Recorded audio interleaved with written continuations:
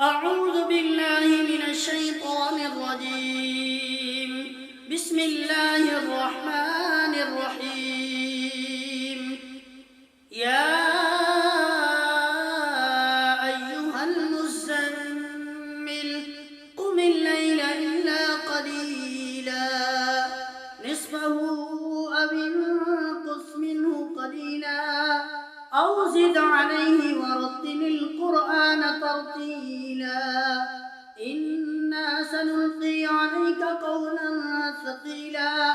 إن ناشئة الليل هي أشد وطئا وأقوم قيلا إن لك في النهار سبحا طويلا واذكر اسم ربك وتبتل إليه تبتيلا رب المشرق والمغرب لا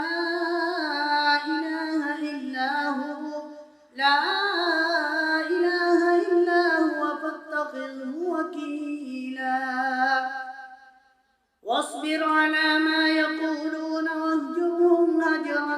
جميلا وذرني والمكذبين أولي النعمة ومهلهم قليلا إن لدينا أنكالا وجحيما وطعاما ذا غصة وعذابا أليما يوم ترجف الأرض والجبال وكانت الجبال كثيبا مهيلا إنا أرسلنا إليكم رسولا شاهدا عليكم كما أرسلنا إلى فرعون رسولا فعصى فرعون الرسول فأخذناه أخذا وبيلا فكيف تتقون إن كفرتم يوما يجعل الولدان شيبا السماء منفطر به كان وعده مفعولا إن هذه تذكرة فمن شاء اتخذ إلى ربه سبيلا إن ربك يعلم أنك تقوم أدنى من ثلثي الليل ونصفه وثلثه وطائفة من الذين معك والله يقدر الليل والنهار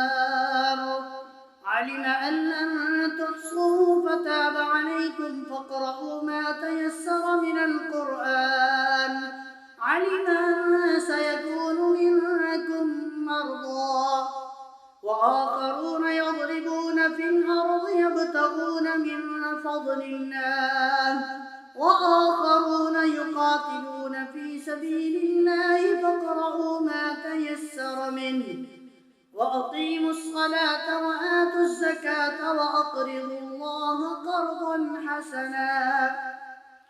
وما تقدموا لأنفسكم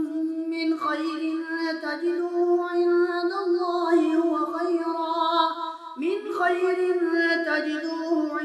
الله هو خيرا وأعظم أجرا واستغفروا الله إن الله غفور رحيم صدق الله